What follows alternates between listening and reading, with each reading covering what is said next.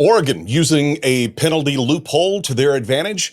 Who's going to be next to use it? We're going to discuss that. Plus, Lincoln can blink all he wants, but there's still an L on his record after a Penn State overtime win. And Oklahoma goes from Sooner magic to Sooner tragic, towing an L back home. How's the team move on from this? We're going to talk about it all and much, much more because the breakdown starts now. Welcome back to the Midweek College Football Breakdown, looking back with 2020 vision at Week 7 and clearing our blurry eyes as we peer into Week 8. I'm your host, the AntMan, joined by two guys who know a lot more than I do about the ins and outs of the X's and O's, Brandon Stevens and Dalton Miller. And guys, I know we have some feelings, very strong feelings about how things went down in the Big D for the Red River rivalry. I mean, we now live in a world where Vandy is in the top 25 and Oklahoma is unranked. But we're going to dive into that debacle coming up here in just a little bit. Let's address the world outside of October's biggest feud and head to the left coast where we saw the Buckeyes from Ohio State lose track of time in the end against the Oregon Ducks. Both are clear top 10 teams in college football right now. What was the difference maker for the Ducks in this game? Let's start with the QBs for both teams. Neither threw a pick this game. B, how'd you like their play in this game? Man, both quarterbacks had a great game. Will Howard, Ohio State, 28 for 35 for 326 yards, 2 touchdowns. Dylan Gabriel, it's crazy, almost had the same exact stat line. 23 for 34 for 341 yards, 2 touchdowns. He also had a 27-yard touchdown run early in the fourth quarter that gave the Ducks their first win, or their first lead of the game. Neither of them, like you said, had a turnover. It's a huge game. In my opinion, it hinged on 2 mistakes by Ohio State. One, Quinshawn Judkins fumble in the first quarter on Ohio State's own 28, which led to a 2-play, 28-yard touchdown drive. Second, Will Howard takes off with 4 seconds left on the clock for a 12-yard run, slides to the Oregon 26, starts sliding with 1 second left, didn't give him time to call a timeout. They still had a timeout left. He could have stopped at the 30 or the 35 and at least given them a chance to win that game. Doesn't, and they can't get a timeout called, and the game is over. Those 2 turnovers by Ohio State, I'd say the second one is not a turnover, but I mean, it works like one at some point. The first one is a turnover. Those 2 mistakes by Ohio State, in my opinion, is what cost them the game.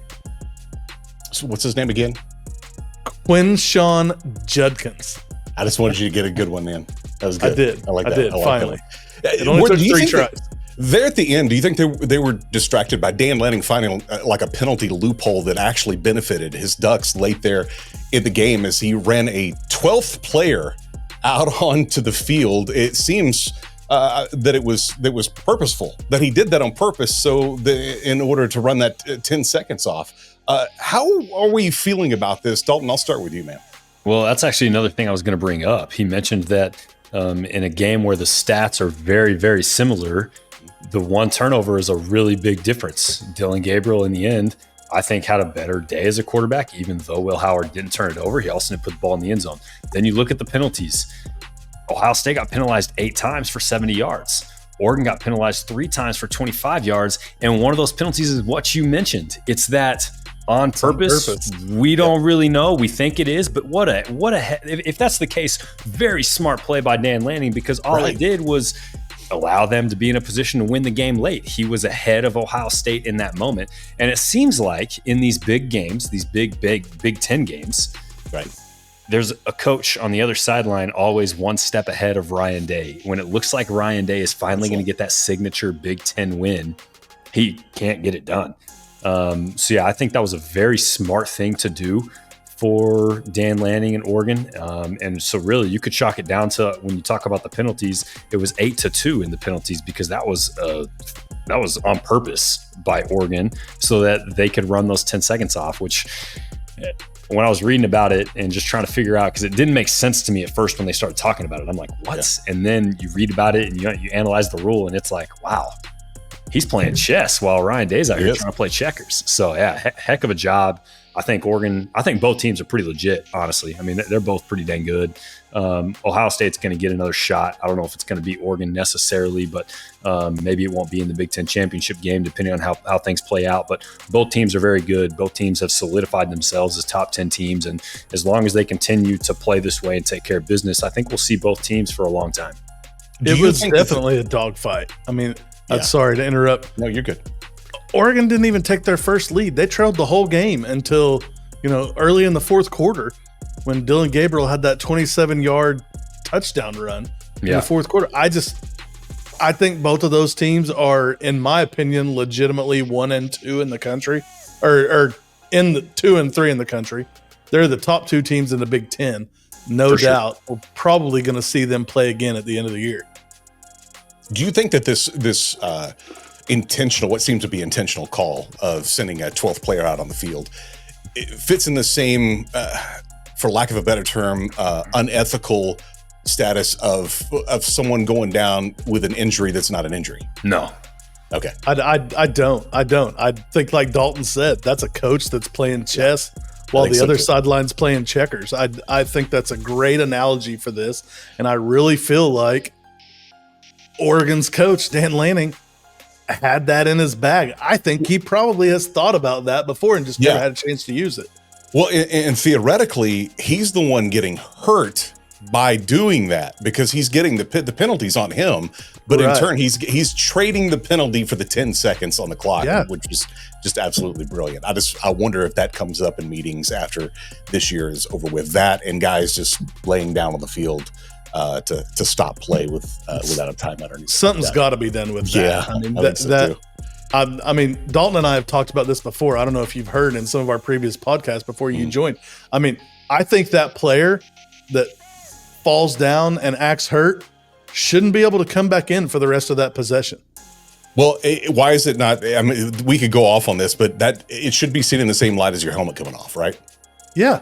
If you unintentionally lose your helmet, the other guy rips it off and they don't call a face mask or hands to the face, you still have to leave the game. You can't leave that's not the series, but you have to leave that next play and then you can come back in. They have to do that too when they go down with an injury, but I think they shouldn't be able to play the whole rest of that series. Okay. Yeah, as long as if they take a timeout, they can come back. But because they don't actually they have the sub ready to come in. They know they're going down. They're not ready to waste the timeout to put them back on. They're just trying to slow the game down. And we actually talked about it on Saturday. Ole Miss has a stat against them. It's happened to them 29 times this year. Now, what's funny is after we said that, Ole Miss actually did that late in the game to LSU. Yep. So everybody's doing it and trying to take advantage of it, and they're going to continue to do so until something's changed. Yeah, the NCAA is going to have to change that rule for something to change in that. Until they do, teams are going to keep using it. And honestly, it's on the NCAA, in my opinion, at that point. They know it's happening.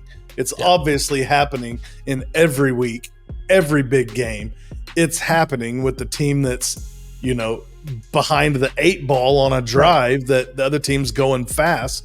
And the reason it's happened so much to Ole Miss is because they do run more plays than anybody in the country. They're number 1 in plays ran in the country on offense, and so they move fast. And so teams are going to keep doing it until the NCAA puts a stop to it. I'm surprised in college football 25 you can't downshift on the right paddle and just have one of your guys drop. Right. Well, they don't put that in. Now, Ohio State isn't the only team to head west, young man. Penn State hit the road to visit SoCal and Lincoln Riley's Trojans, and I have a video here I want to play for you guys. So, and if you're just listening, completely fine. I'll narrate this for you. So USC has an experience where you can actually run out on the field with a team.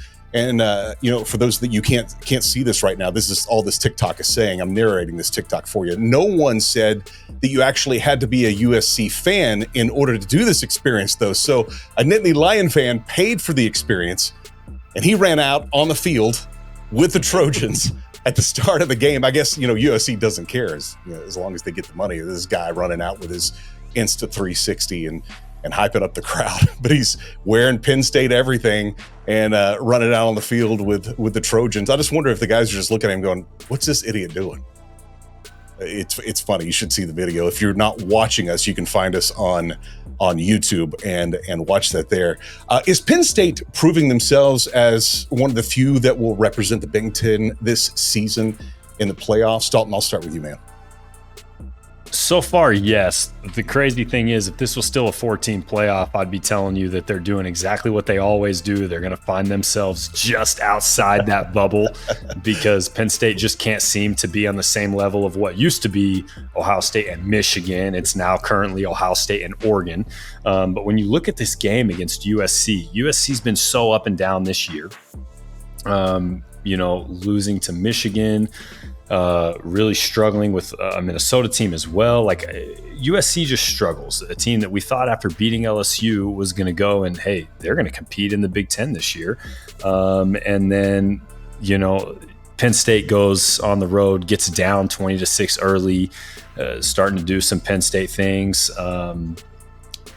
I still think that they're going to find a way to be on the bubble. That's just my prediction right now. They still have Ohio State coming up on their schedule. The rest of their schedule, they don't play another ranked team, but they struggled with USC here, which makes me think that they're vulnerable in some areas. I don't think that USC has a great defense. I haven't thought Lincoln Riley has had a good defense in any of the years he's been a head coach. And that's why you look at the stats. Penn State was able to put up 518 total yards. They were able to rush for over 100 yards, but again, when everything's through the air, you're not relying on the ground game. The wild thing is they just couldn't get anything going in the first half. So I think that they have some vulnerabilities. I think that in the Big Ten at any point, because teams are so up and down, and at this point, I think that just because you're 6-0 doesn't necessarily mean that, like I'll say, I don't think Penn State's the 4th best team in the country. They're deserving to be in the top 10 because they're 6-0 and they're finding ways to win. But my opinion is they will find a way. They'll lose to Ohio State and they will find a way to drop another one. And depending on who you drop, that's going to knock you down even further.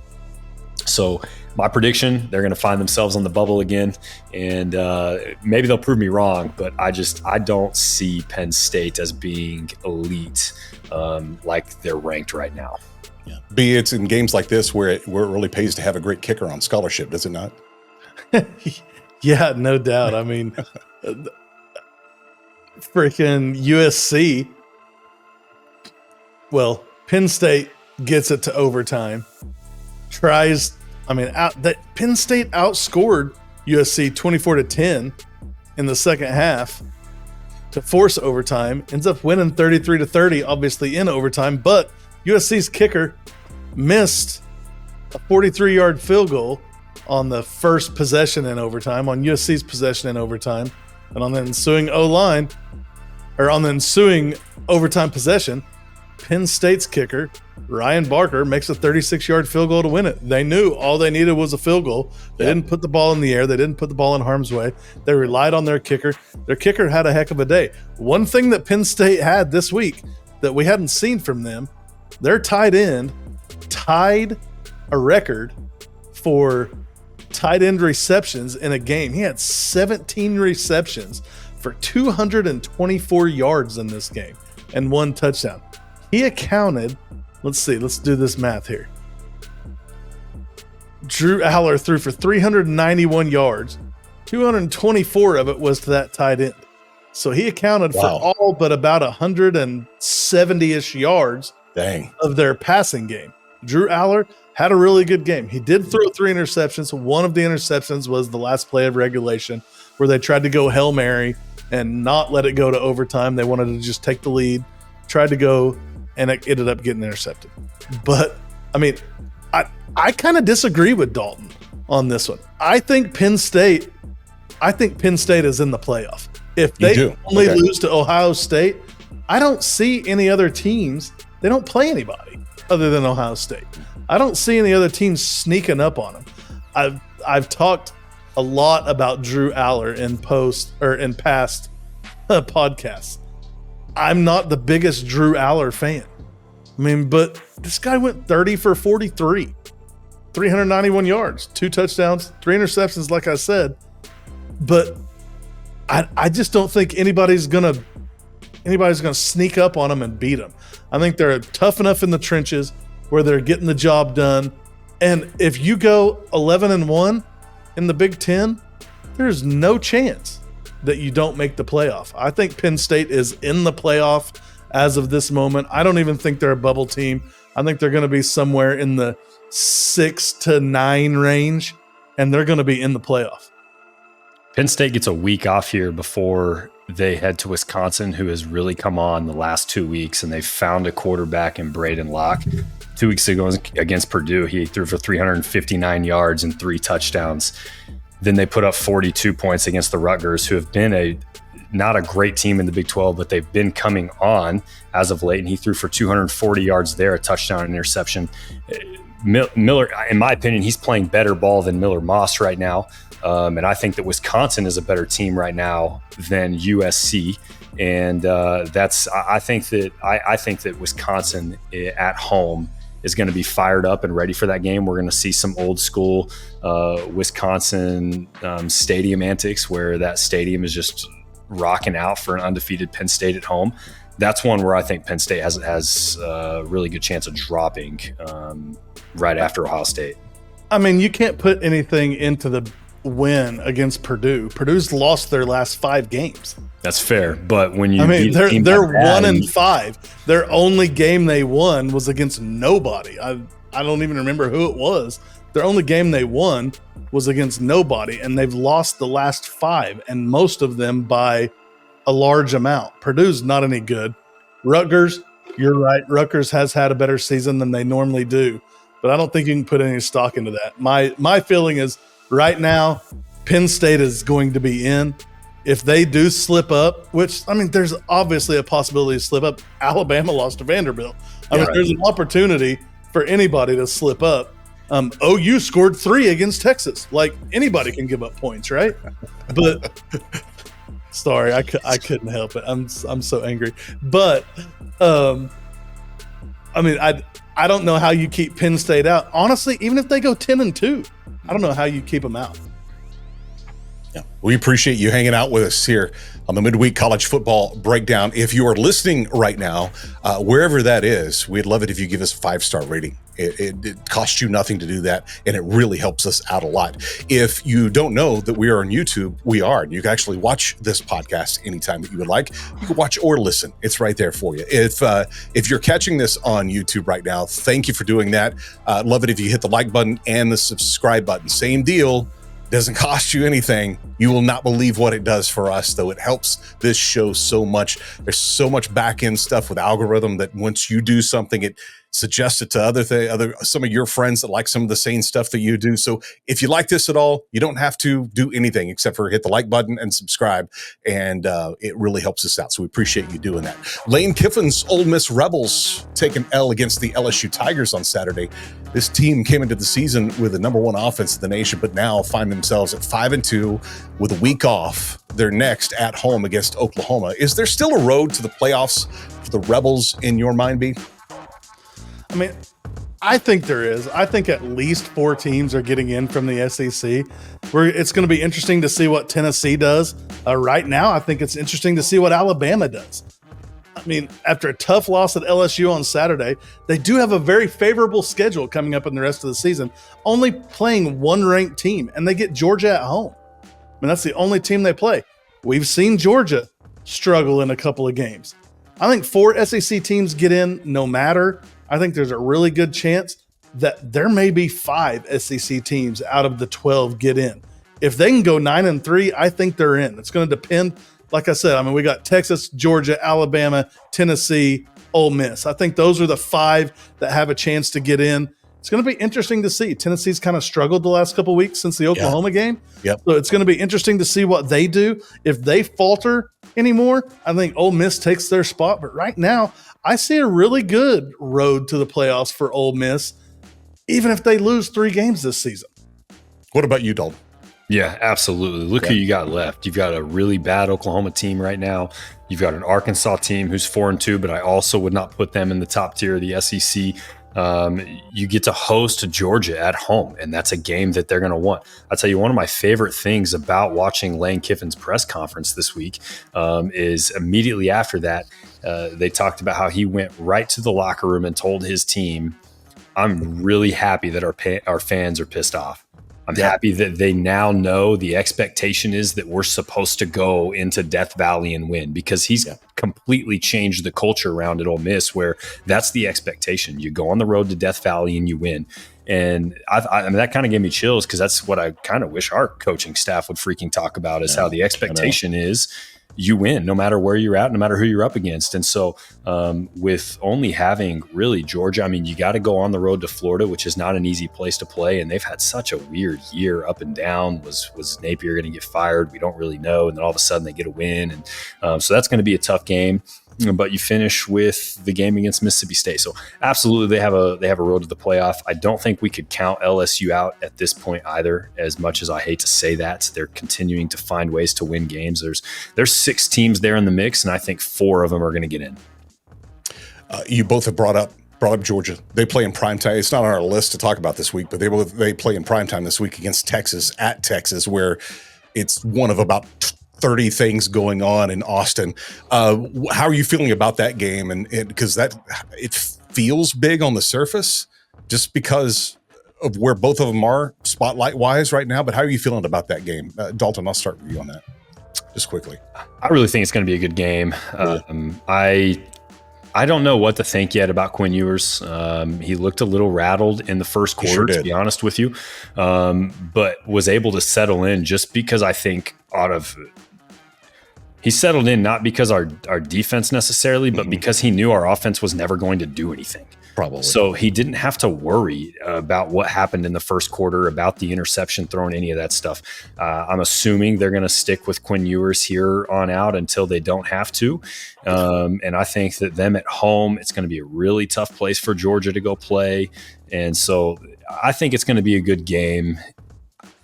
Georgia's also struggled in a few games this year, college football is so hard to predict right now. Yeah, it really is. And which we've talked about this before. That's what we love about college football. Yeah. But you can kind of almost take the same analysis that we were having about Quinn and the whole Texas offense that we did on last Wednesday, talking about the Oklahoma game, not knowing what would happen, and just apply that to this week. If something happens with Quinn, he's going to be pulled and Arch will go in and Arch will march and do what he does probably. But it's going to be an interesting game. Yeah, I believe that. What about any feelings on this, B? Yeah, I mean, I said it last week in our Instagram live that we did right before the game. It's weird to me. Texas is good. Don't get me wrong. Texas is a good football team. But I still don't think they've played anybody. That's right. That's right. They haven't played. Including our team. Yeah. They haven't played anybody that's really given a fight or that's really given them a challenge. I mean, we'll talk about this more a little bit later, but this is their first. I mean, they're 6 wins in, but this is their first real test of the season. I mean, the emotional test and the rivalry test was all there last week. And they passed that with flying colors. But, I think us 3 could have passed that with flying colors with the team that OU put on the field and the offense that OU ran. I'm interested to see. I mean, I said it last week in the Instagram Live. They're a really good team, but I want them to prove it. But I don't think they had anything really that they had to prove against OU. Yeah. I want to see it this week against Georgia. I may come in next week saying they're by far the best team in the country. Yeah. I may come in saying, I told you they hadn't played anybody. I don't know. We'll see. Yeah, the tough thing, I think that – go ahead. Well, I was going to say we will, we do know what we've seen from Georgia so far this season. It's way different than what we've seen from Oklahoma this season. And so it will be probably their first true test of all of 2024. Yeah, no, absolutely. Uncle B said it all year long. The team that wins in the trenches is going to win the game. You go back to this week's game, Georgia and Mississippi State. Mississippi State was able to throw for 306 passing yards, but they were only able to rush for 26 total yards against Georgia and still put up 31 points. If Texas finds a ground game against Georgia, I think that's the difference maker because, Mississippi State gave them a tough game, and I did not expect that at all. And how do you compete against Georgia when you only rush for 26 yards? So I think it's going to be a good game because Texas surely will rush for more than 26, but I guess we'll find out. So. You would think so. We still got a lot to get to.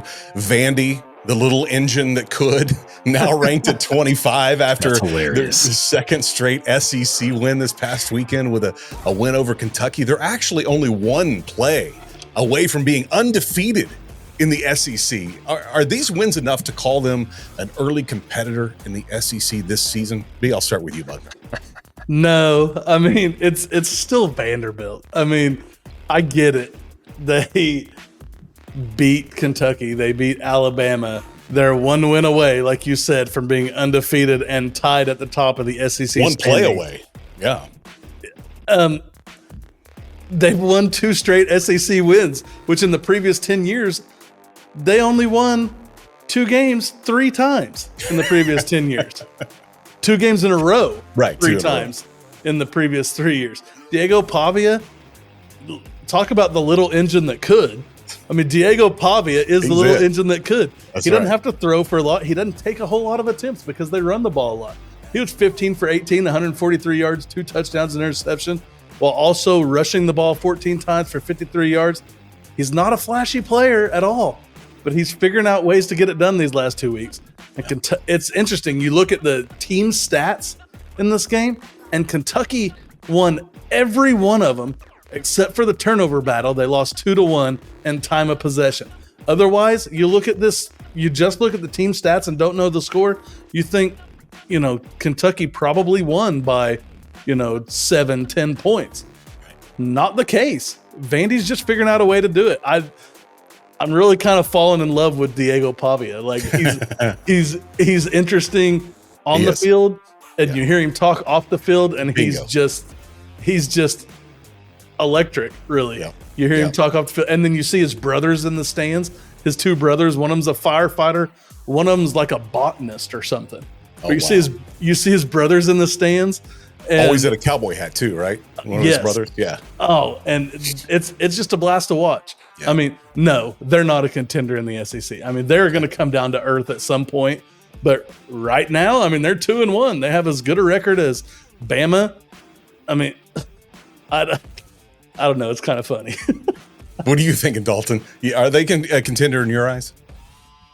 No, I'll tell you. I do think that after that win over Bama, especially now over beating Kentucky, the SEC needs to change the rest of the games to home games for Vanderbilt, because many times I would love to see a goalpost into the river down the streets of Nashville every single week. I mean, that would be incredible. There would be no story like it. But no, they're not a contender. There's a lot of football left. And then on the flip side of this game, one team I can't figure out outside of Oklahoma. Actually, I figured them out. They suck. Kentucky. What is happening with Kentucky? Such an up and down team. Get blown out by South Carolina. Yep. Almost beat Georgia. 1 point away from Georgia. Yep. Knock off Ole Miss. And then get beat by Vanderbilt. What is happening with Mark Stoops and the Wildcats? I have no idea. They're not scoring the ball. So that's the problem. I know. But then how do you hold Georgia to 13 points? You hold Ole Miss to only 17 points. It's wild. They're having such an up and down season. I don't think Vandergraff has been a great quarterback for them. And Kentucky, I'm starting to see some things where they're looking like, okay, is Mark Stoops still going to be our guy moving forward? Right. I think that they're having a little bit of a hangover from the I'm going to A&M, I'm not going to A&M situation. And some people did not take that well, I don't think, because he was 2 feet out the door and then, oh, hey, just kidding, I'm back. And then what do? You lose to Vanderbilt. So. Well, didn't he accept that job for like 2 hours or something? He accepted the job completely. And then some boosters from A&M were like, heck no, we don't want him. And so then he said, all right, forget that, and called Kentucky back and went back to Kentucky. So I think that I really, that's a weird situation. I don't see how that could have been taken in well. But I think that has a lot to say about why their season is the way it is. No doubt. I would think that in any job, you come back, they're going to spend the time while you're there looking for somebody else. And so I wonder if that hasn't been happening this year. Maybe. I could see it for sure. Yeah. Some good news for Kentucky that has nothing actually to do with football. I just thought I would show you this. If you're not watching, you should jump over to YouTube and check this out.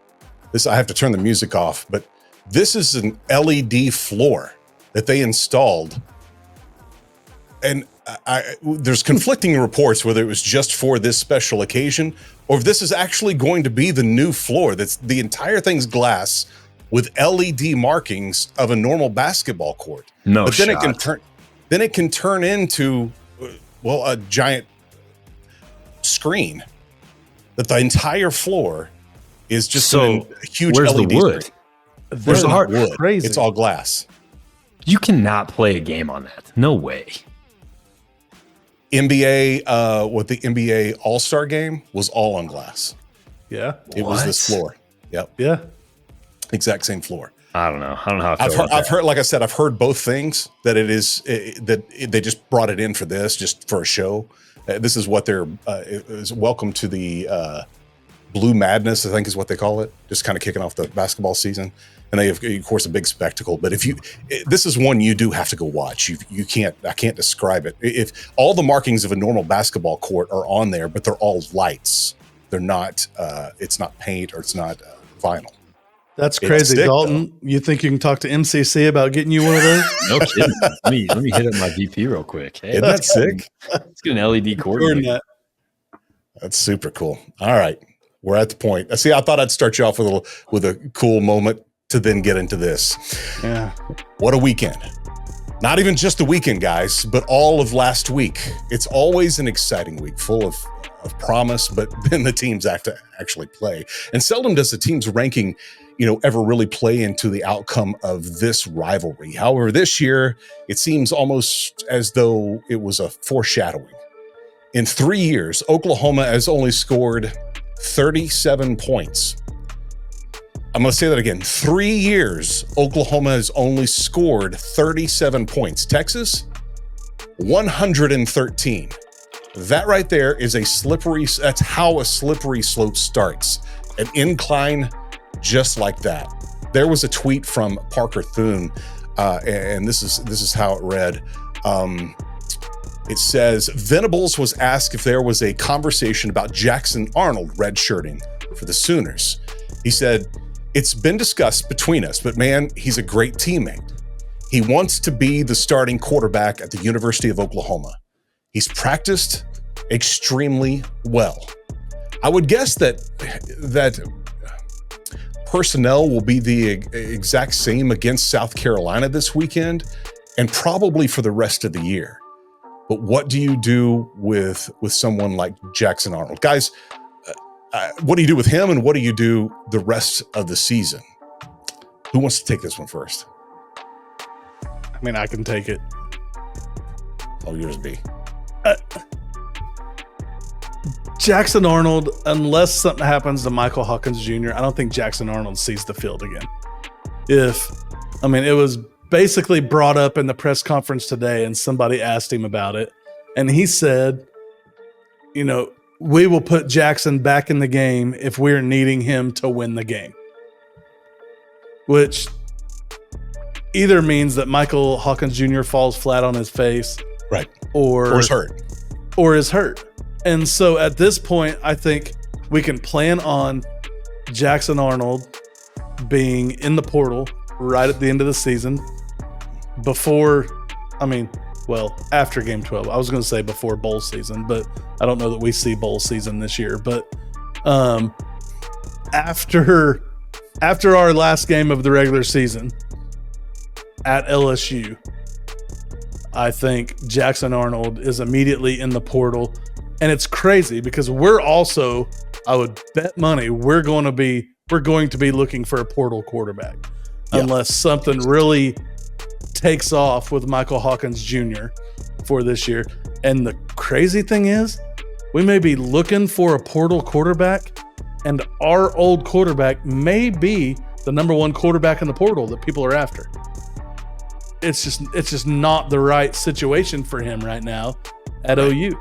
Because a lot of other teams have the infrastructure that would go around him where we don't. Right. I mean, you gotta have some life in the trenches. Right now, we're dead in the trenches on offense. We have nobody, and it all falls back to our offensive line recruiting classes in 20, 21, and 22. They're terrible. We landed 2 offensive line recruits during 20, 21, and 22. 2. Everything else came from a portal, and we got Walter Rouse, who was here last year, got him from the portal. We got some stuff in the portal. Our recruiting on the offensive side of the ball, on the offensive line at least, has been atrocious. So it all falls back to this. I don't think we see Jackson Arnold again. I really don't. Speaking of the O-line, there's a guy enrolled at the University of Oklahoma that is not playing football at all, that should be, and he's just down the hall in the wrestling room, and they haven't talked to him yet, as far as I know. It's Jacob Henry, World's Strongest Man, WWE Hall of Famer, Mark Henry's son. Mark Henry, a giant UT fan. And they were in a picture together this weekend. Mm-hmm. And Jacob's wearing his OU shirt because he goes to school and wrestles for Oklahoma. And he said, Mark said that at some point before next year, he's going to try out. I'm like, okay, can he try out tomorrow? Yesterday was a beast in high school. And he's going to be an amazing wrestler for them. He actually already has an NIL deal with WWE as well, but that's beside the point. He would be beneficial right now. I wonder why he's not in. So there's guys right there. They just need to reach out to him. So personnel is the conversation right here at the top of this particular segment. Dalton, how are you feeling about this whole situation? Michael Hawkins Jr., Jackson Arnold, and what's next? I don't blame Jackson Arnold one bit if he decides I'm going to sit and I'm going to go find something better. I like Michael Hawkins Jr. I feel bad for the guy because he's continuously put in bad situations. Even when we eliminate the RPO, our run game still requires him to make so many decisions. And then in our passing game right now, yes, he misses a guy every now and then, but when they did the breakdown, he only missed 2 wide open guys the entire day. And that could be attributed to he didn't get through his reads fast enough, or he felt that the pocket was closing too quick, that he didn't have time to make the decision and get to the backside of the play. That said, when we missed Sawchuk on a wheel route, probably would have been a touchdown. That is one where you're like, was he told to look opposite first and work his way back to Sawchuk? But typically on a wheel route, you're going to look that side of the field first because you're bringing a slant or an in route to the inside to set up that wheel route to make the safety make a play. Sure. So I don't know for sure what exactly all these mistakes are coming from. I'll say I feel very uneasy about the Oklahoma situation in general right now. I mean, all the way over back to our defense, to be completely honest with you. The whole thing I don't feel good about. I don't feel good about leadership from the top down. You speak of our offensive line, and I listened to Gabe Eichert break a lot of things down this week, and it was really cool to listen to him just because I wanted to hear an offensive lineman's perspective this week, because all we hear is we're injured on the receiving core, we're injured on the line. Okay, I'm tired of hearing about injuries because we still have to go play the games. Games have to be played. So what are we going to do with what we have? Team better than what we're doing, then we've got problems. So something that I don't know if you guys noticed it during the game. I didn't notice it during the game until after. Michael Tarquin, who's been our best offensive lineman this year, was benched 27 plays into the game and didn't come back in. At that point, when we benched him, we moved Sexton to a different position where he's not as good. And you just got to start to question, is that Brent Venables? Is that Bill Biedenbaugh's call? Was Seth Luttrell in someone's ear saying, get him out and don't put him back in? To me, everything goes back to the top. I'm done hearing about the assistants and all that stuff. Everything goes back to the top, and Brent Venables needs to make a decision now. What are you going to do? Get out of their way or find somebody else. And if that person comes in, they need to tell Brent, I'm not coming to Oklahoma unless you let me take control of the offensive side of the ball, because that's my fear right now with Oklahoma. Yeah. It's very, very alarming. And Oklahoma is currently on third down conversions, 130th in the nation of 134 teams, 78th on completion percentage, 117th on first downs, 123rd on passing offense, 131st on passing yards per completion. Jeez. 133rd on explosive plays, 125th on total offense. We are horrible. We're last in the SEC in 7 offensive categories. Horrible. Last in the SEC. I mean, that's worse than Mississippi State. Yep. I mean, last year, we could have said that's worse than Vanderbilt, but obviously Vanderbilt's a little bit better this year. Exactly. But it's worse than every team in the SEC. 7 offensive categories. We are worst. 16th in the SEC. Yeah. If we don't simplify our run game, it's never going to work. We threw our option in this week, and without setting it up, you run the option because you're hoping that they crash down. But if you don't run any type of zone back to its truest, most basic form, I was listening to Gabe Eichert explain it this week, you have zero chance to draw the linebackers or the defensive ends and make them crash. So when you run the speed option 3 different times without trying to set it up, what is your scheme? Every single time they ran that too, it looked like a play that they did in the last hour of Friday's practice. Yeah. Hey, by the way, how about why don't we just try this? And then they call it in the game. And that's what it looked like. Like, you can't really see their faces, but you can definitely tell body language. And every time, all 3 times that they ran that, the body language on both Michael Hawkins Jr. and whoever the running back at the time was, they both looked awkward. Okay, you pitch it. Oh no, you're going to keep. Oh no, you're going to pitch it to me. Okay, cool. And it just felt weird. It felt like confusion. And if it feels like that to me sitting at home, there's a defensive back just going, oh, I can't wait to eat your lunch. Yeah. I can't. Yeah. No, I agree. There's another thing about Brent Venables right now that is really frustrating me is he has the opposite approach as what we talked about. Lane Kiffin mentioned in the locker room the other day. And I mentioned this 2 years ago when we were walking into the Texas game, and Brent Venables said, our one game against Texas does not define this program. Well, you say that before the game, that tells me you don't expect to win the game. And Oklahoma, Texas is the game of the year. I understand that losing it doesn't mean your season's necessarily over. Sure. But when you downplay the importance of this game on both sides of the ball, and he did it again this year. He did it again. He said that this program is not defined by the success that Texas has.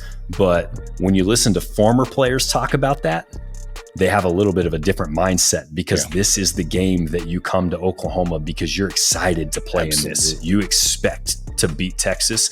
I don't think Brent Venables expected to beat Texas, and to be uncompetitive in 2 out of 3 games. That's the whole thing. Uncompetitive. Yep. I mean, you mentioned the score completely earlier. It's tragic. It really is. I don't know. I'm in a pretty negative state for Oklahoma football right now, but part of it is I didn't grow up in the Blake era, Schellenberger, any of that stuff. So, only thing I've known is Bob Stoops and winning football at Oklahoma. But I've also never seen us, even when we've lost to Texas, not expect to beat Texas. And I think that there's some deep issues right now in the program, and I'm questioning whether or not, again, Joe can decide what he wants to do moving forward, who's our coach going to be, and Brent's ultimately going to have to make some decisions. But come on now, you want to tell me that it's downplayed? Look at what they did after the game to Baker. Like, I know he's not even part of this game, and look at what's happening. This game is bigger than that, and you know it. Well, B and I are old enough to be on the roller coaster of Oklahoma fandom, from Barry Switzer all the way to what we have now. While the offense, obviously did not play great, and that's still giving it a lot of credit. The second quarter from the defense was not much prettier, as the game was 7-3 with just over 4 minutes left in the half, and in a matter of moments it became 21-3 at the half. Reporters caught up with Danny Stutzman after practice on Monday, and here's what he had to say. Coming out of a loss, I think one of those questions is always, how does this team not divide itself amongst defense and offense, one doing its part and the other maybe not so much? Yeah, I mean, right after something like that happens, it's very easy to guys start blaming each other. There's 1,000 excuses you can make, but there's only so many opportunities you're going to have. I think right after that, we had a players' meeting. All the guys got together, and that's something really positive that you like to see. Really aired it out, got it all out there. We did it yesterday. So now it's a new week, new mindset, new opponent. Really flushed it. We learned from it, and just got back together as a team. Is there still a lot to play for this season? 100%. We're 4-2, not 2-4. We still have half the season in front of us. I think if you have that type of mindset, you're already giving up now, then I don't want you on this team because I still have a lot to play for. I'm only here for a few more months. So I still got a lot I want to accomplish. That's coming from a leader of the group, and I love that they had a players-only meeting, and now it feels like, hopefully, at least that conversation right there, that the players are going to be challenging the coaches for the rest of the season.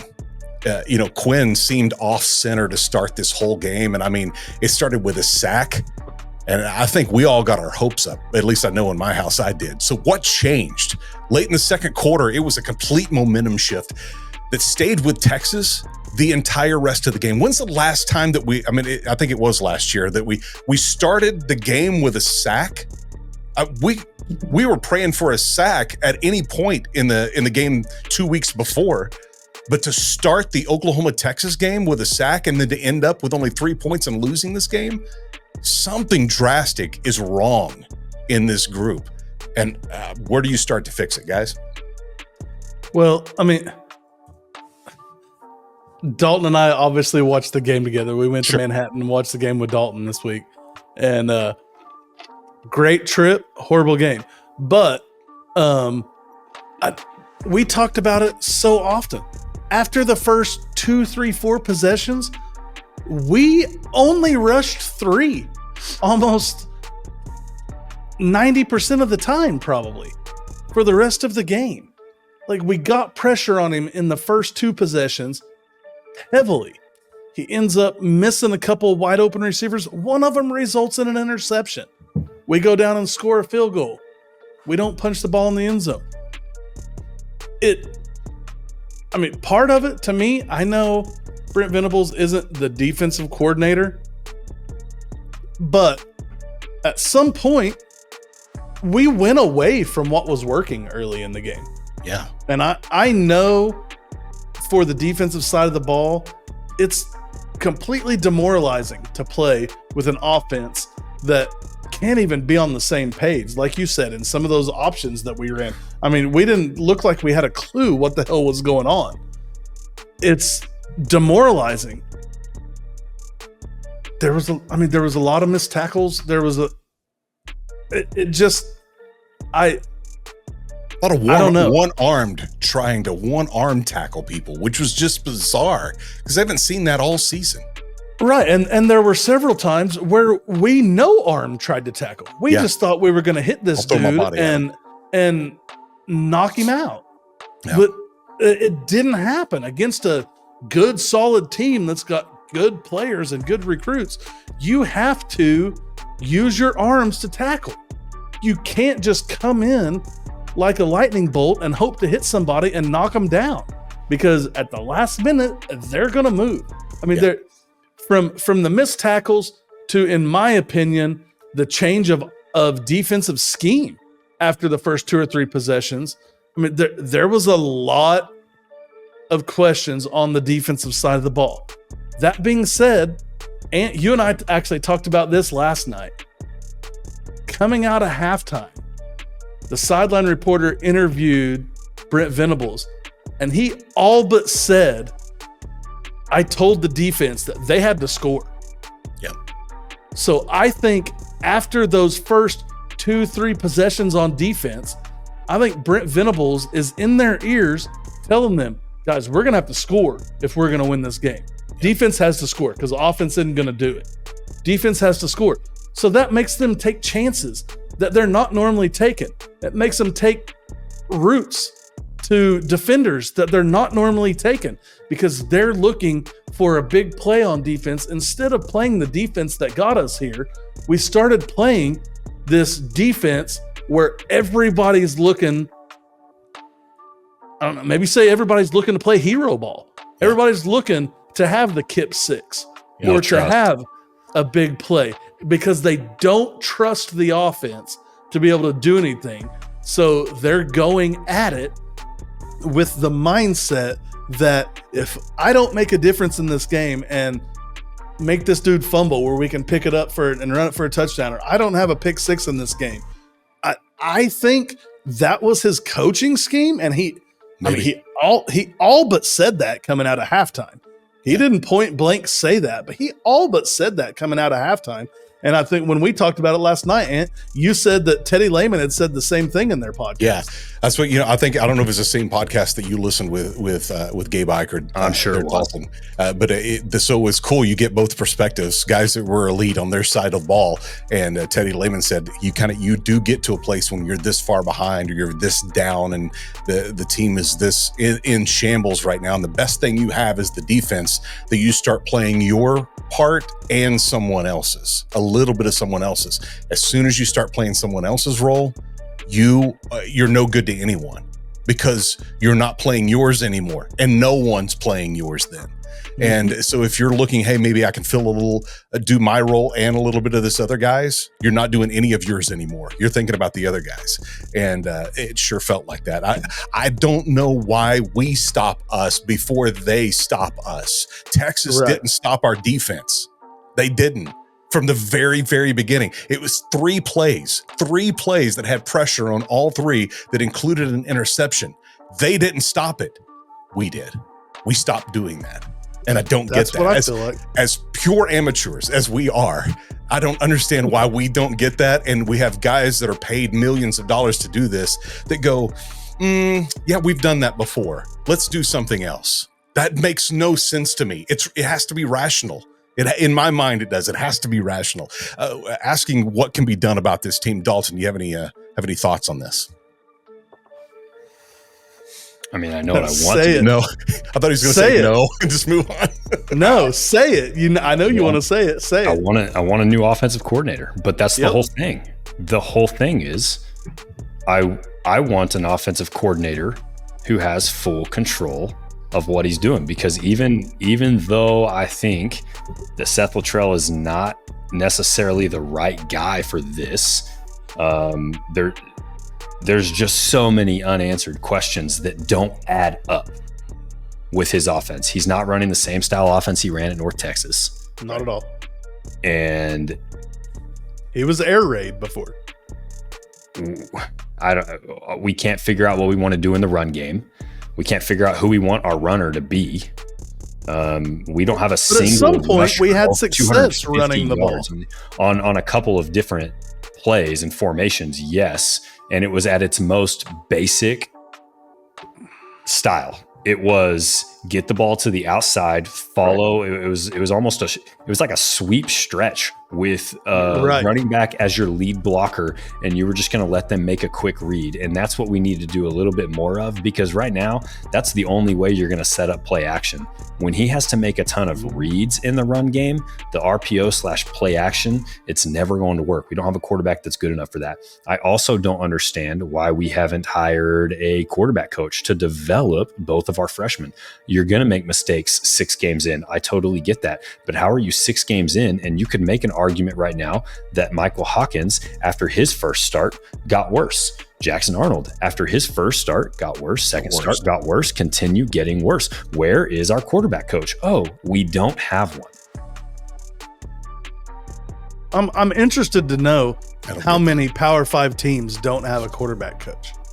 I mean, we come from quarterback U. We had 5 guys in the NFL from Oklahoma that started.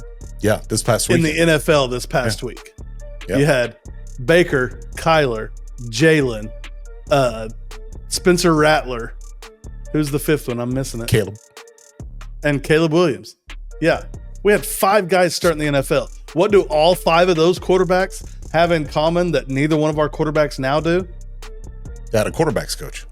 They had a quarterback whisperer. Yeah, they did. Every one of those guys had a quarterback whisperer in, I hate to say it, in Lincoln Riley. Should we just go back and blame Bob Stoops for all of this? Can it go all the way back to there for him just turning the keys over to Lincoln Riley? No. Okay. No, Oklahoma went because to the playoff 3 times under Lincoln Riley.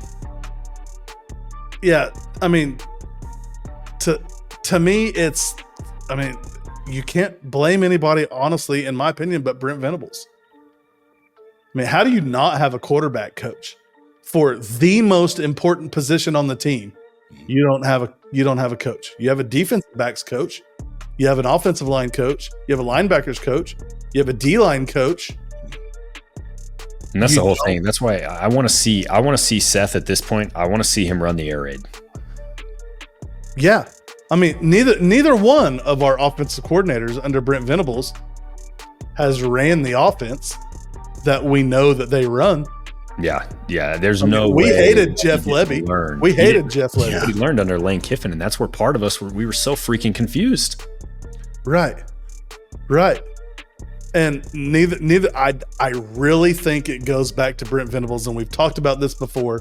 We have a buddy that's in the brain trust that has told us he has a source on the inside, right, that knows some of the stuff. And at least under Levy, Brent Venables was in on the offensive play calls and in on the style of offense we were going to run. Had nothing to do with the offensive coordinator. I can't guarantee that, but that's what we've heard from a quote unquote source on the inside that saw some of it. If he's not willing to hire an offensive coordinator that he's going to give the keys to the kingdom on the offensive side of the ball, then, I mean, we're never going to be good on offense, and it's going to be time to go somewhere else. If Bob Stoops would have intervened down 21-3 going into the fourth quarter at Tennessee, Oklahoma football would have been completely different under Baker Mayfield and Lincoln Riley. No doubt. But you continue to give trust to your offensive coordinator. You let your offense find a way. And then from there, Oklahoma didn't look back. Well, how do you bring in an offensive coordinator that you're like, I'm giving him the keys to the kingdom on offense, and then at that point, I make him learn a new offense. I make him run something completely different than what he was hired for. And from what he's known his whole career that's been successful. And I mean, maybe it's a little more convoluted than that. Maybe we don't understand the ins and outs of it, and which is very quite possibly because, like you said earlier, we're 3 very amateur football fans, but listen, maybe that's part of the problem too. Maybe it's so complicated, no one gets it. Maybe your players. Well, I mean, that would be like hiring me. I can say it. We have all these freshmen on the O-line, and we're asking them to do things that in a game against Texas, there's too many moving parts to everything they're doing. It makes no sense. 100%. So if he's struggling to figure it out, I mean, the dude's an all Big 12 offensive lineman. Exactly. Which I still think is not for injury, he would have played in the league. 100%. Which I think is still bizarre that he was a center, because just looking at him, I don't go, that guy was a center. Well, he's changed a lot. He's slimmed down a lot. Definitely changed a lot. He's slimmed down a lot.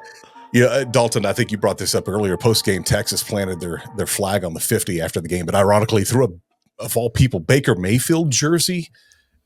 You knew someone was going to ask Baker what he thought about it on Sunday, and indeed they did. It's just a kid from Austin, Texas that went to Oklahoma and won his last 2 Red River games and being rent-free in their heads for almost a decade now. So, it's a good feeling. I think you have to find a victory in this weekend, and if this is the only place, that's perfectly fine. As a Sooner fan, Baker still lives rent-free in Texas' mind. So if that's all we get to take away victory-wise out of this, and I don't think we might not have a choice. That might be the only exactly why this game is bigger than we're making it. There are players today that wish they had a shot at Baker Mayfield. Yeah, for sure. Yeah. Last week's picks, moving on to our picks, 2 weeks in a row now. You guys have both lost your first 2 picks, but won the master lock. So the score still remains the same. B, you still have a 2-point lead. So for this week's picks, I'm going to turn it over to you guys. What do you got? I'll start with you, B. Yep, I go first this week. I'm going to take my first pick is, to me, a no-brainer. My second two are not so no-brainers. But my first pick to me is a no-brainer. I'm going all the way to Mormon country up in Utah. BYU is favored by 9 at home against Oklahoma State. Oklahoma State's lost their last 3, and 2 of them were at home. Alan Bowman, he's a terrible quarterback. 12 touchdowns, 8 interceptions, doesn't seem to make the right decisions. Ollie Gordon, he's been a shell of himself from what we saw last year coming into this season. He was a big-time candidate on the Heisman list. Through 6 games, he's rushed for 384 yards and 4 touchdowns. Just awful. BYU coach Kalani, I don't even know how to say his name. Kalani Sarahi. He has this Cougar team rolling. I mean, they're undefeated, 6-0, holding their opponents to 16.3 points a game. That's 15th in the country on opponents' points per game, while scoring almost 35 points a game, which is 30th in the country. Jake Retzlaff, the quarterback, is thrown for over 1,400 yards, 14 touchdowns, 5 interceptions. I think this Oklahoma State team and this Oklahoma team have a whole lot in common. I don't feel like they have an identity really on the offensive side of the ball, and the defenses occasionally show up. I'm going to take BYU to cover the 9 at home in Provo versus Oklahoma State. Pick number 1. I'm going to start sending my picks to Ant before our podcasts because I have the exact same pick. It was almost my master lock because I was that confident in it. But Oklahoma State is so bad. I mean, could you imagine Bedlam this year? Good grief. This is why what are they in Friday Night Lights, the series, they had a game called the Toilet Bowl. That would be the bowl game. Yeah. It would be 0-0 overtime, and they would finally call it after like 17 overtimes. Yes, absolutely. That's my first pick, so back to you. Okay. All right. My second pick, I am going okay, I'm going to do this one. I have 3 more for my last 2 picks. I'm going to Ross-Ade Stadium and Purdue. The Oregon Ducks go into Purdue favored by 27.5. It's a lot. But Purdue, like I mentioned earlier, they've lost their last 5. Dylan Gabriel coming in off the high. I know there could be a little letdown after the Ohio State game. I don't think so. I picked Oregon to win the national championship this year. I'm going to stick with that. Oregon's a 95% chance to win this game. Dylan Gabriel's thrown for 1,790 yards, 13 touchdowns, only 3 interceptions. And he's going against a Purdue offense that has just been bad. I mean, they've scored more than 21 points one time this year. And that was last week at Illinois, where they lost in overtime 50-48. Oregon is just a much better football team. Dan Lanning has this team rolling. They're good on the defensive side of the ball. They're good on the offensive side of the ball. I'm going to take Oregon to cover the 27.5 on the road at Purdue. And Dan Lanning's playing chess as well, just so you know. Right. Yeah, I don't even know who Purdue's coach is, but I'm not even sure he can play checkers. Oh, jeez. Well, I like the pick because I got a different pick. I am going to stay in the SEC. I'm going to rock with the LSU Tigers to cover 2.5 against Arkansas. Arkansas is a team early in the year that lost to Oklahoma State. Still not sure how. I think their quarterback has found himself in quite the predicament. Very inconsistent play. I don't think Arkansas themselves are. I mean, they have a big win where they beat Tennessee. I think their coach had like the famous, "This is my second ever storming the field, whatever. It was a weird interview, but man, LSU, Garrett Nussmeier, 22 for 51, 337 yards. When you're throwing the ball over 50 times in a game, you're liable to throw a couple picks, but they still found a way to beat Ole Miss at home, and they're surprising me in a lot of ways. I'm not a big Brian Kelly fan, but I had expected LSU to be at least 4-2 at this point into the season. I don't think Arkansas is a great football team. I'm surprised that they're only favored by 2.5 on the road here. I know they beat Tennessee at home there, but LSU already having that one loss, I think, is going to be really prepared for this game, knowing that they don't have much room to slip up. So give me LSU to cover the 2.5 on the road. Time for a master lock. All right. My master lock, I'm gonna go out on a little bit of a limb here. I'll explain it as I go. I'm going to Knoxville, Tennessee. You got Alabama Crimson Tide, ranked number 7, coming into number 11 Tennessee. Number 11 Tennessee has looked a little rattled in the last 2 weeks. They lost at Arkansas. They barely beat Florida in overtime. I think they're a little bit better than they've been playing. I'm gonna take the underdog here to cover the 3 against Alabama. Alabama is just not the team that we know as Alabama. I'm gonna take Tennessee. I think they're gonna win straight up at home. They're coming home. They're gonna be in for a dogfight, but I'm not convinced that Alabama's the team that we're used to seeing. Barely beating South Carolina at home last week, obviously losing to Vanderbilt on the road the week before that, beating Georgia by a touchdown at home the week before that after they got up to the big lead in the first half. Georgia stormed back in the second half just to not have enough. I think Nico Iamaleava really shows up this week and outplays Jalen Milroe. I think this Tennessee defense gets a couple of turnovers. I think Tennessee covers the +3 at home against Alabama. That is my master lock this week. I'm not even going to lie to you. I had that written down. I just sent Ant a text so that he knew that I had it written down, but it's okay because I had a second one. I had a second one on the dock ready to go for my master lock. I can't catch up if we're picking the same games. And so I'm going to go to the Big Ten. I think Michigan is still overrated. This Illinois team has only one loss to Penn State, who earlier in the podcast, we had a little bit of a difference, but we all agree Penn State's still a really good football team. They lost that game 7-21. I think that Altmaier is a pretty dang good quarterback. He's got 1,400 yards on the season. Michigan, I'm still not really sure what they do. I don't think that their quarterback play is great. I think Altmaier has the edge there.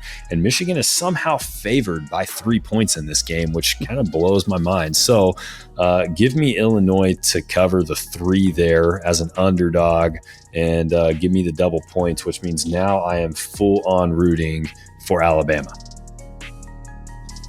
Go Big Blue. There you go. All right. We're going to have stories up all weekend from now through this time next week. If you haven't checked out our new website, it's midweekbreakdown.com. And stuff we talk about here, absolutely. Other stuff that we haven't had a chance to talk about here, be up there as well. So if you haven't checked out midweekbreakdown.com, do that. You can also links to all the shows, however you like to listen or however you like to watch. They're all there and all of our socials as well. So check it out when you can, midweekbreakdown.com. Guys, except for last weekend, you know what they say. The midweek is good. No, it's the weekend is good. Yeah, that's backwards. Yeah. Let me start over. Delete. This is edit. what this game did to us. It has screwed up our ending. I'm so flustered. Guys, you know what they say. The weekend is good. But the midweek is always better. Maybe we can have a real stick of dynamite blow up here. And boom goes the dynamite.